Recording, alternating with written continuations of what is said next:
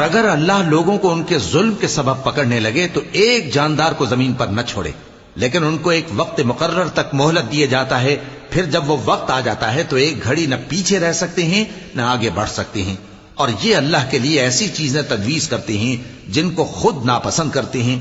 اور زبان سے جھوٹ بکے جاتے ہیں کہ ان کو قیامت کے دن بھلائی یعنی نجات ہوگی۔ کچھ شک نہیں کہ ان کے لیے دوزخ کی آگ تیار ہے، اور یہ دوزخ میں سب سے آگے بھیجے جائیں گے۔